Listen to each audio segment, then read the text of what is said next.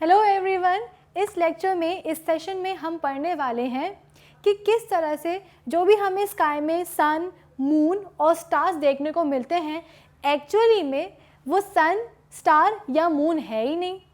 मतलब क्या है कि जो हमें देखने को मिलता है, जो हम देखते हैं ना, एक्चुअली वो सब क्या है, इमेजेस हैं।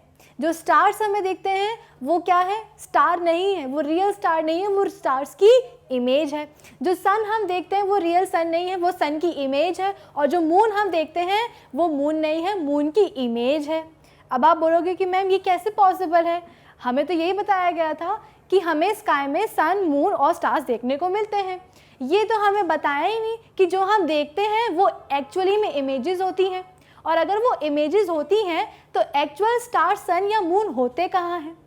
तो आज के इस सेशन में हम इन्हीं कुछ क्वेश्चंस को करेंगे सॉल्व, इनके आंसर्स को करेंगे फाइंड आउट। लेकिन उसके पहले आपको समझना होगा एक टॉपिक जो कि है हमारे चैप्टर का लास्ट टॉपिक, जिसका नाम है एटमॉस्फेरिक रिफ्रैक्शन। तो भाई इस वीडियो में, इस लेक्चर में सबसे पहले हम समझेंगे एटमॉस्फेरिक रिफ्रैक्शन को और बाकी की बातें करेंगे बाद में। तो टारगेट हो गया है सेट इस सेशन का कि हमें स्टार्ट करना है क्या, एटमॉस्फेरिक रिफ्रैक्शन।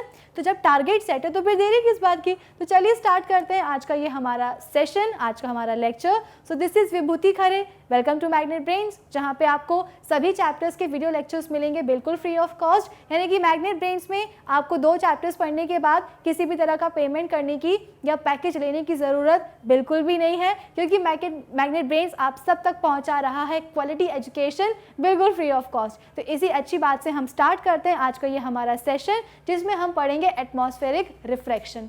भाई रिफ्रैक्शन तो कोई भी हमारे लिए अब नया वर्ड नहीं रहा। हमने रिफ्रैक्शन के बारे में बहुत सारी चीज़ें पढ़ ली हैं। इनफैक्ट हमारी आंखों में जो रिफ्रैक्शन होता है वो भी हमने देख लिया। लेकिन ज़रा ये एटमॉस्फेरिक रिफ्रैक्शन क्या है ये नहीं पता।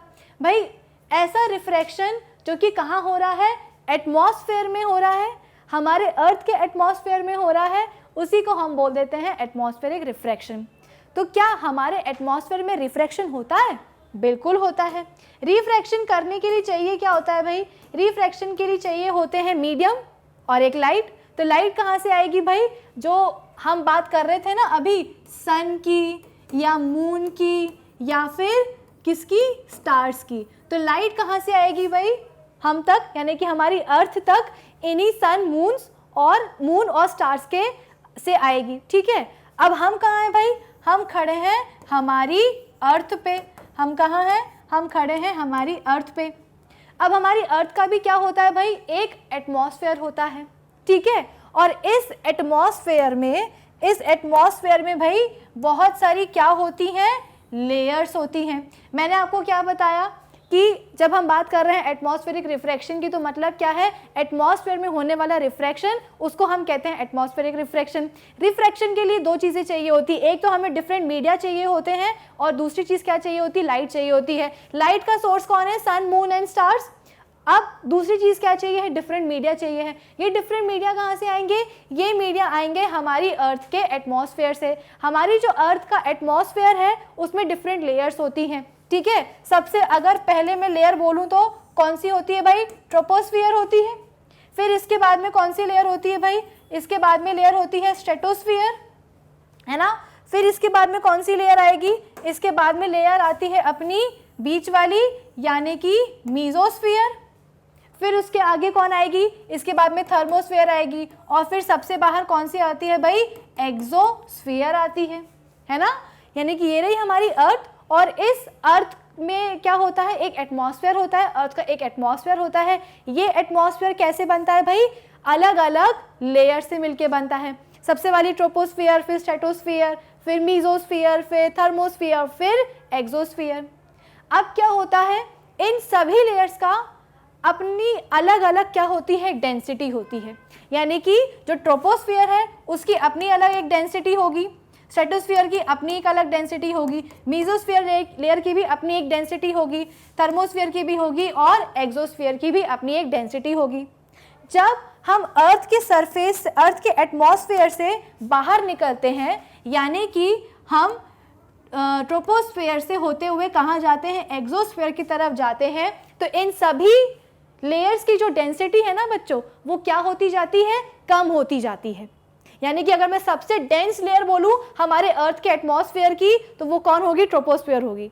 क्या बोला मैंने कि जैसे जैसे हम अर्थ के एटमॉस्फेयर से बाहर निकलने की कोशिश करते हैं, यानी कि ट्रोपोस्फेयर से कहाँ जाते हैं, सबसे आउटर मोस्ट लेयर एक्सोस्फेयर में, तो डेंसिटी क्या हो जाती है, ग्रेजुअली कम होती जाती है लेयर्स की। सबसे डेंस लेयर कौन सी होगी, ट्रोपोस्फेयर, और सबसे रेयरर लेयर कौन सी होगी, सबसे रेयरर होगी हमारी एक्सोस्फेयर। ठीक है, तो रिफ्रैक्शन के लिए क्या चाहिए भाई, एक लाइट चाहिए है, तो लाइट के 3 सोर्स हैं हमारे पास ऑलरेडी अवेलेबल, और क्या क्या चाहिए हमें चाहिए होते हैं डिफरेंट मीडिया। तो भाई इतनी सारी लेयर्स हैं, उन सभी लेयर्स की अपनी अलग अलग डेंसिटी है, तो क्या अलग अलग डेंसिटी वाली चीज़ें आपके लिए मीडियम की तरह काम नहीं करेंगी, बिल्कुल करेंगी। यानी कि एक रिफ्रैक्शन होने के लिए जो भी चीज़ें रिक्वायर होती हैं, पहली तो लाइट, दूसरी चीज़ क्या है, डिफरेंट मीडिया, वो यहाँ पे हमको हो गए अवेलेबल। तो अब आसानी से क्या हो सकता है, रिफ्रैक्शन हो सकता है। कैसे होगा भाई, सन, मून और स्टार्स से लाइट जब अर्थ पे आएंगी तो कैसे आएंगी, हमारा ये जो अर्थ का एटमॉस्फेयर है इतना सारा, उसको क्रॉस करके आएंगी, और जब इसको क्रॉस करके आएंगी तो इनसे निकलने वाली जो रेज होंगी, सन से जो निकलेंगी सनलाइट होंगी, मून से जो रेज निकलेगी, स्टार से जो लाइट निकलेगी, वो जैसे ही इस अर्थ के एटमॉस्फेयर में आएगी तो क्या होगा, रिफ्रैक्शन हो जाएगा। क्यों रिफ्रैक्शन हो जाएगा, क्योंकि भाई ये जो सन, मून एंड स्टार्स हैं, ये खुद कहाँ है, ये खुद तो है कहाँ, वैक्यूम में। कहाँ है ये खुद, वैक्यूम में है, जहाँ पे लाइट की स्पीड अपनी लाइट जो है अपनी मैक्सिमम स्पीड के साथ ट्रेवल करती है, कितनी, 3 × 10⁸ मीटर पर सेकेंड। लाइट जो है वैक्यूम में अपनी मैक्सिमम स्पीड के साथ ट्रेवल करती है, कितनी होती है, 3 × 10⁸ मीटर पर सेकेंड। इतनी स्पीड के साथ लाइट वैक्यूम में ट्रेवल करेगी। अब जैसे ही क्या होगा, वो अर्थ के एटमॉस्फेयर की डिफरेंट लेयर्स में ट्रेवल करती हुई आएगी, तो क्या होगा, मीडियम चेंज हो जाएगा। क्यों, क्योंकि खुद तो कहाँ से आ रही थी, खुद आ रही थी वैक्यूम से, फिर कहाँ आएंगी, सबसे पहले वो आएंगी अर्थ के एटमॉस्फेयर की एक्सोस्फेयर में आएंगी। ठीक है, फिर कहाँ जाएंगी, फिर जाएंगी वो थर्मोस्फेयर में, फिर कहाँ जाएंगी, मीजोस्फेयर में, फिर कहाँ जाएंगी, स्ट्रेटोस्फेयर में, फिर कहाँ आएंगी, ट्रोपोस्फेयर में, और उसके बाद में हम तक पहुँचेंगी। इतनी सारी लेयर्स को क्रॉस करती हुई आएंगी, और इतनी सारी लेयर्स के पास क्या है, उनकी खुद की डेंसिटी है। यानी कि जैसे जैसे वो वैक्यूम से कहाँ आती जाएंगी, लाइट रेज अर्थ के पास आती जाएंगी, अलग अलग डेंसिटी की लेयर्स को क्रॉस करती हुई आएंगी। तो भाई मीडियम हो रहा है ना चेंज लाइट का। कहाँ से आ रही थी लाइट, वैक्यूम में आ रही थी, वैक्यूम से आ रही थी, कहाँ आई, अर्थ के एटमॉस्फेयर के पास आई। अर्थ के एटमॉस्फेयर के पास क्या है, डिफरेंट डेंसिटीज़ हैं, यानी कि डिफरेंट मीडियम है। तो भाई एक से जब दूसरे मीडियम में लाइट आती है तो क्या हो जाता है, रिफ्रैक्शन हो जाता है। और ये रिफ्रैक्शन कहाँ हुआ है भाई, हमारे अर्थ के एटमॉस्फेयर में हुआ है, इसलिए इसे हम क्या कहते हैं, एटमॉस्फेरिक रिफ्रैक्शन कहते हैं। मैं रिवाइज कराती हूँ कि भाई ये रही हमारी अर्थ, और अर्थ को लाइट कहाँ से मिलती है, सन, मून और स्टार से मिलती है। सन, मून और स्टार्स कहाँ होते हैं, वैक्यूम में होते हैं। ठीक है, फिर इसके बाद में जो अर्थ है इसका एक अपना एटमॉस्फेयर होता है, उस एटमॉस्फेयर में बहुत सारी लेयर्स होती हैं। सबसे पहले कौन सी होती है, ट्रोपोस्फेयर, फिर स्ट्रेटोस्फेयर, फिर मीजोस्फेयर, फिर थर्मोस्फेयर, फिर एक्सोस्फेयर। इन सभी लेयर्स की क्या होती है, अपनी खुद की एक डेंसिटी होती है। और जैसे जैसे हम अर्थ के सरफेस के बाहर निकलेंगे, यानी कि ट्रोपोस्फेयर से एक्सोस्फेयर में जाएंगे, ये जो डेंसिटी है ना ये कम होती जाएगी। यानी कि सबसे डेंसर लेयर कौन सी है अर्थ के एटमॉस्फेयर की, ट्रोपोस्फेयर है। और सबसे कम डेंस कौन सी लेयर है अर्थ के एटमॉस्फेयर की, वो है हमारी कौन सी, एक्सोस्फेयर। ठीक है, अब क्या होगा, जो सन, मून और स्टार्स प्रेजेंट है वैक्यूम से, उसमें से जब लाइट आएगी वो कहाँ थे, वैक्यूम में प्रेजेंट थे।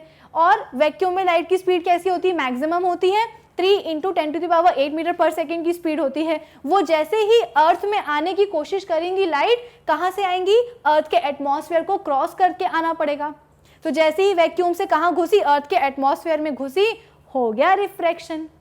ठीक है, और रिफ्रैक्शन मतलब क्या, इन लाइट्स का पाथ जो है वो क्या हो जाएगा, चेंज हो जाएगा। ठीक है। तो जब रिफ्रैक्शन होगा लाइट का अर्थ के एटमॉस्फेयर में, उसी को हम कहते हैं एटमॉस्फेरिक रिफ्रैक्शन। अब इसकी 2-3 हम क्या करते हैं एप्लीकेशंस देख लेते हैं। सबसे पहले तो ये थ्योरी है, the earth atmosphere is not uniform through out, its density goes on changing as we move up or move down. It can be considered to be consisting of layers of different densities which act as a rarer or denser medium with respect to each other. Due to this, when the light rays passes through Earth's atmosphere, they undergo refraction. The refraction of light caused by these layers is called atmospheric refraction.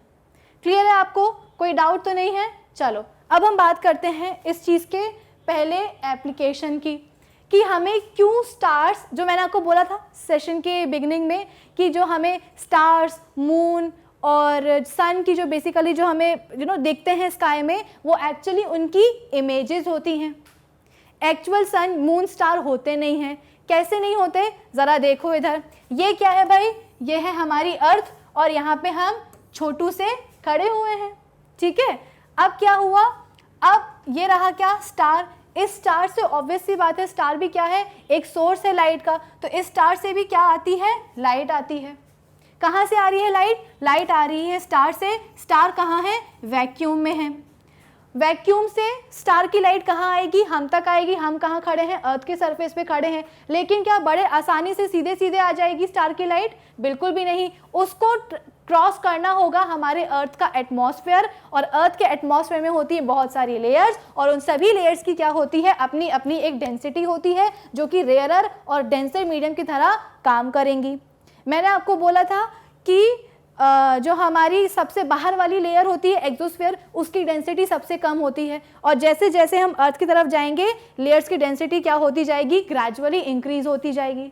बाहर जाएंगे तो gradually decrease हो जाएगी, ठीक है। तो अब क्या हुआ, स्टार से आ रही है लाइट, ये रही क्या, पहली लेयर, ये रही दूसरी लेयर, ये तीसरी और चौथी, जितनी भी लेयर्स आपको पता है वो सब यहाँ पे बना दो, ठीक है।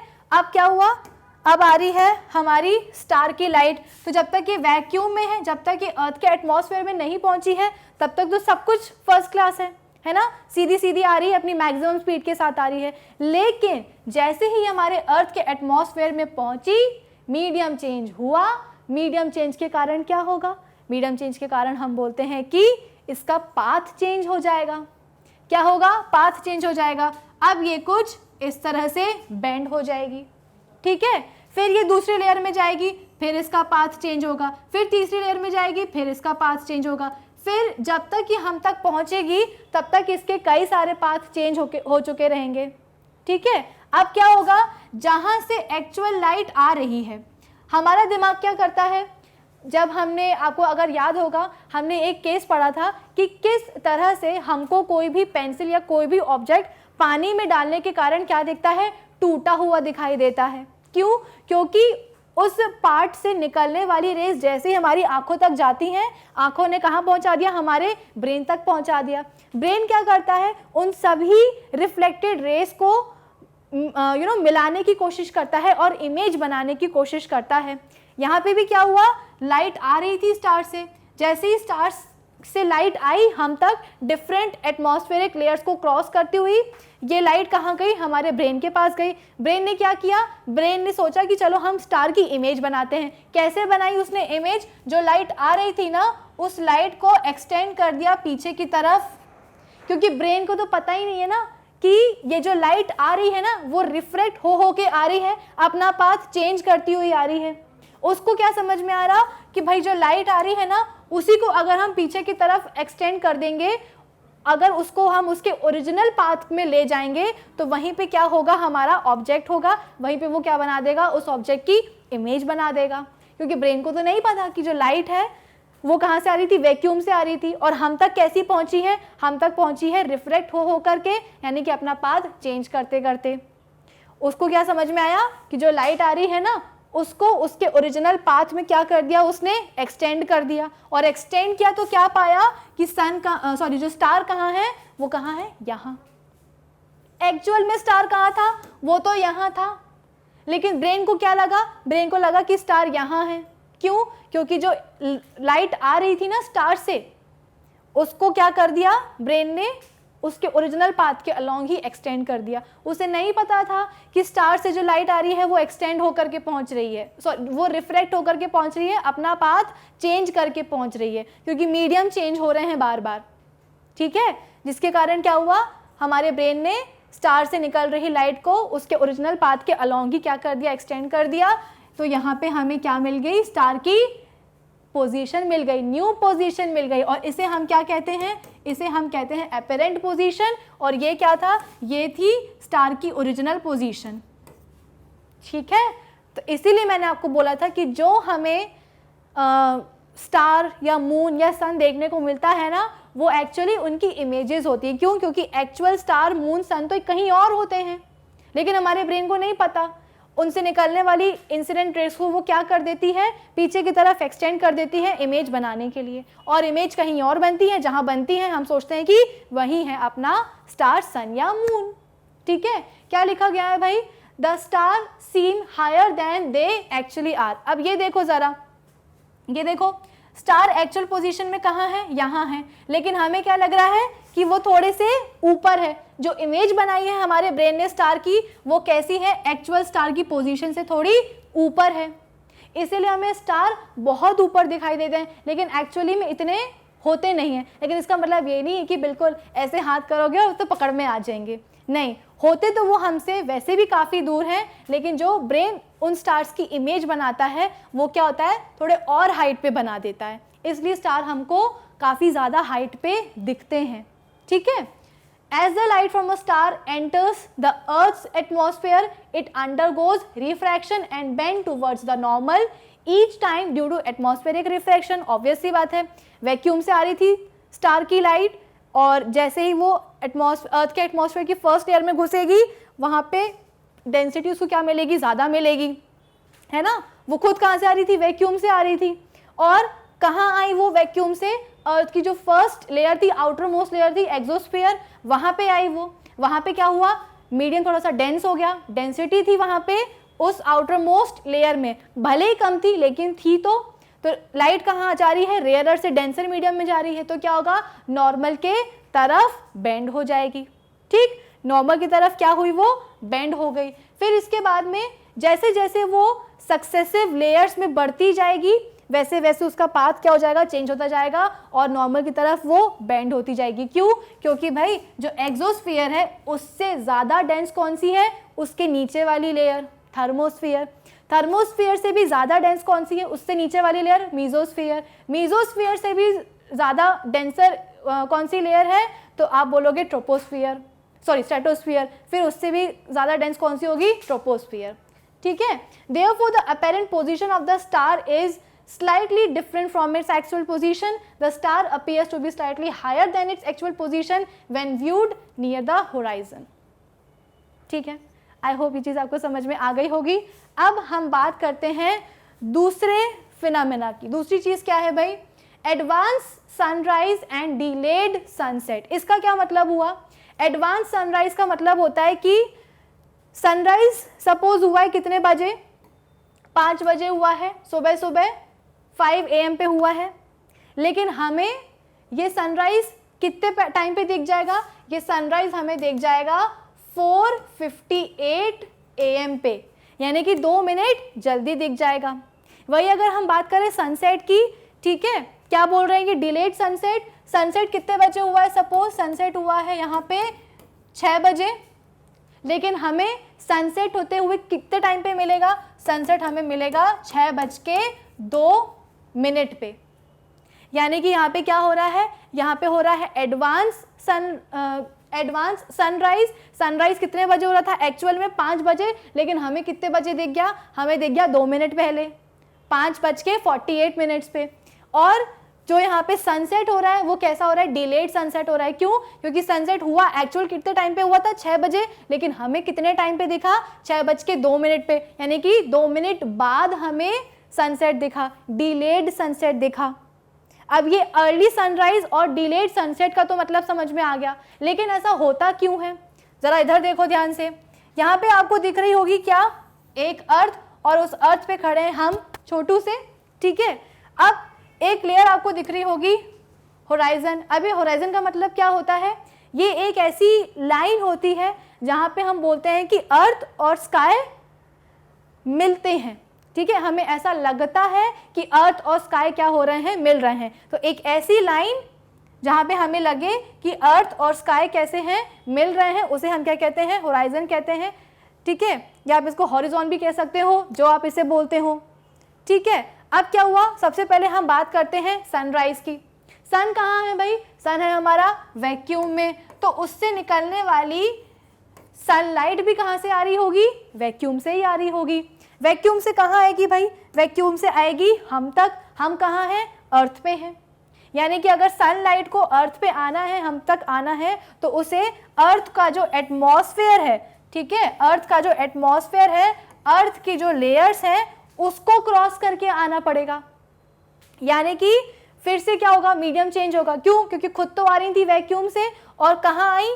अर्थ के एटमॉस्फेयर पे आई, जहाँ पे डिफरेंट लेयर्स की अपनी अपनी एक क्या है? डेंसिटी है। तो मीडियम चेंज हो जाएगा। तो क्या हो गया? ऑब्वियस सी बात है, जो पाथ होगा लाइट का वो क्या हो जाएगा? चेंज हो जाएगा। अब क्या होता है भाई? सनराइज की बात कर रहे हैं हम। सनराइज के टाइम पे क्या होता है कि जो हमारा सन होता है वो इस हॉरिजन से ऊपर की तरफ उठता है, और सनसेट के टाइम पे क्या होगा? हॉरिजन के नीचे चला जाता है सन, ठीक है। सनराइज कैसे होता है? जो हमारा हॉरिजॉन है, हॉरिजॉन मतलब क्या? एक ऐसी लाइन जहाँ पे हम बोलते हैं कि सन और अर्थ और स्काई मिलते हैं। तो सनराइज के टाइम पे क्या होता है? सनराइज के टाइम पे ये जो सन है ये हॉरिजन के ऊपर आ जाता है, ठीक है। अभी क्या है? अभी हमारा जो सन है वो एग्जैक्टली हॉरिजॉन के ऊपर आया नहीं है, लेकिन क्या हुआ? उसकी रेज जो है हमारे अर्थ के एटमॉस्फेयर में घुस गई। घुसने के कारण क्या होगा? ऑब्वियस सी बात है, क्या होगा भाई? रिफ्रैक्शन होगा, क्योंकि मीडियम चेंज हो रहा है। तो ये अपना पाथ जो है चेंज कर करके हमारी आंखों तक पहुंच गई, ठीक है, हमारी आंखों तक पहुंच गई। अब क्या हुआ? आंखों ने इलेक्ट्रिकल सिग्नल्स दिए किसको? हमारे ब्रेन को। ब्रेन को क्या समझ में आया कि अच्छा भैया रेज आ रही हैं, फटक से हम क्या कर लेते हैं? इमेज बना लेते हैं। तो इनने क्या किया? जो रेज आ रही थी ना, उन रेज को एक्सटेंड कर दिया पीछे की तरफ, ये कर दिया एक्सटेंड पीछे की तरफ, और जहां उनने एक्सटेंड किया पीछे की तरफ, तो उनने बोला कि भाई सन कहाँ है? यहाँ है, ठीक है, सन कहाँ है? यहाँ है। यानी कि हमको जो सनराइज है वो पहले ही दिख गया। सनराइज कब होना था? जब पूरा का पूरा सन कहाँ आ जाए? हॉरिजॉन के ऊपर आ जाए। लेकिन अभी सन हॉरिजॉन के ऊपर आया नहीं है, अभी वो नीचे ही था, लेकिन उससे निकलने वाली जो सनलाइट थी ना, वो हम तक पहुँच गई। जैसे ही हम तक पहुंची, हमारे ब्रेन ने क्या सोचा? चलो फटाक से अपन बनाते हैं क्या? सन की इमेज। सन की इमेज कहाँ बनी? सन की इमेज बन गई हॉरिजॉन के ऊपर। यानी कि हमने सोच लिया कि सनराइज हो गया, लेकिन हुआ नहीं है। इसी को हम क्या कहते हैं? Early sunrise. सनराइज होना कब था? 2 मिनट बाद होना था, लेकिन हमें 2 मिनट पहले ही दिख गया, ठीक है। इसी के समान क्या होता है? सनसेट भी होता है। सनसेट के टाइम पे क्या होता है? सन चला जाता है हॉरिजॉन के नीचे। कहाँ गया सन? हॉरिजॉन के नीचे गया, ठीक है, नीचे जा चुका है। अब क्या हुआ? इससे आएंगी क्या? कुछ रेज, सनलाइट निकलेंगी। अगेन ये सनलाइट कहाँ से आ रही है? वैक्यूम से आ रही है, अर्थ के एटमॉस्फेयर में आ रही है, डिफरेंट मीडियम में आ रही है, तो ऑब्वियस सी बात है रिफ्रैक्ट होकर के आएगी, अपना पाथ चेंज करके आएगी ये लाइट। लेकिन हमारे ब्रेन को क्या पता था कि भाई रिफ्रैक्शन चल रहा है, सनलाइट ने अपना पाथ जो है ना चेंज कर रखा है। उसने तो क्या सोचा? जहाँ से लाइट आ रही है उसी पॉइंट को उसने क्या कर दिया? एक्सटेंड कर दिया, है ना। जहां से लाइट आ रही थी, हमारे ब्रेन ने क्या किया? उसी पाथ को एक्सटेंड कर दिया, और जहां पे एक्सटेंड किया तो वहां पे उसने बोल दिया कि भाई यहाँ है हमारा सन। सन कहाँ है हमारा? यहाँ है। अभी भी हॉरिजॉन के ऊपर ही है, लेकिन एक्चुअली में सन तो नीचे जा चुका था हॉरिजॉन के, इसलिए हमको सनसेट 2 मिनट बाद दिखा। क्यों? क्योंकि जब सन हॉरिजॉन के नीचे चला गया, उससे निकलने वाली जो सनलाइट थी वो हमारे ब्रेन तक पहुंची। ब्रेन ने क्या किया? ब्रेन को नहीं पता था कि जो सनलाइट आई है वो रिफ्रैक्शन करके आई है, अपना पाथ चेंज करके आई है। उसने तो जो लाइट आ रही थी उसी को क्या कर दिया? एक्सटेंड कर दिया पीछे की तरफ, और उसको लगा कि कहाँ बन रही है इमेज? इस पर्टिकुलर पॉइंट पे बन रही है, यानी कि सन कहाँ है? यहीं है। लेकिन सन एक्चुअली पे नीचे जा चुका है। हमें सन थोड़ी देर से नीचे जाता हुआ मिलेगा, 6:02 पे नीचे जाता हुआ मिलेगा। आई होप ये चीज़ आपको समझ में आ गई होगी। ये होता है early sunrise and delayed sunset का कंसेप्ट, और ये कंसेप्ट काफ़ी सिमिलर है किससे, जो हम बोलते हैं ना कि स्टार्स हमें क्यों ज़्यादा हाइट पे दिखते हैं। एक्चुअली उतने हाइट पे होते नहीं, लेकिन फिर भी ज़्यादा हाइट पे दिखते हैं। और साथ ही साथ हम बोलते हैं कि जो भी हम सन, मून और स्टार देखते हैं ना, वो सब क्या हैं, उनकी इमेजेस हैं। एक्चुअल सन, स्टार, मून तो क्या होते हैं, अलग पोजीशन पे होते हैं। ठीक है, ये क्यों हो रहा है? ये हो रहा है सिर्फ और सिर्फ उनसे आने वाली लाइट रेस के रिफ्रैक्शन के कारण। रिफ्रैक्शन क्यों हुआ? क्योंकि भाई ये सभी जो चीज़ें, सभी जो लाइट है, चाहे वो सनलाइट है, चाहे वो मून की लाइट है, चाहे वो स्टार की लाइट है, वो सब वैक्यूम से आ रही थी। कहाँ आ रही थी? हमारे अर्थ के एटमॉस्फेयर में आ रही थी। हमारी अर्थ के एटमॉस्फेयर के पास बहुत सारी डिफरेंट लेयर्स होती हैं, और उन सभी डिफरेंट लेयर्स की होती हैं अलग अलग डेंसिटीज़। तो मीडियम चेंज हो जाएगा। जैसे ही रिस्पेक्टिव लाइट्स वैक्यूम से आएंगी अर्थ के एटमॉस्फेयर पे, मीडियम चेंज होगा, बेंडिंग हो जाएगी, रिफ्रैक्शन हो जाएगा। लेकिन हमारे ब्रेन को तो पता नहीं है, जहाँ से लाइट आ रही थी उसी डायरेक्शन में क्या कर दिया उसने, लाइट को एक्सटेंड कर दिया, और उसने बोला कि भाई अच्छा, मतलब यहाँ से आ रही है लाइट। एक्चुअल पोजीशन हमारे ब्रेन को नहीं पता होती। तो आई होप इस कंसेप्ट को आप समझ गए होंगे बच्चों। अब इस चैप्टर में थ्योरी के नाम पे सिर्फ और सिर्फ एक ही टॉपिक बचा है, वो ये है कि हमारे स्टार्स ट्विंकल कैसे करते हैं, और अगर करना ही है तो प्लैनेट्स क्यों नहीं करते। तो उस टॉपिक को हम पढ़ेंगे हमारे नेक्स्ट लेक्चर में। और इस लेक्चर के लिए इतना ही, मिलेंगे हम अपने नेक्स्ट सेशन में। तब तक आप क्या करेंगे, हमारी जो ऑफिशियल वेबसाइट है magnetbrains.com, उसे विजिट कर लेना, जहाँ पे आपको सभी चैप्टर्स के वीडियो लेक्चर्स मिलेंगे अरेंज फॉर्म में, प्लेलिस्ट में। साथ ही साथ आपको सभी टॉपिक्स के वहाँ पे आपको नोट्स भी होंगे available. So do visit our official website magnetbrains.com. Till then keep learning with Magnet Brains. Thank you for watching.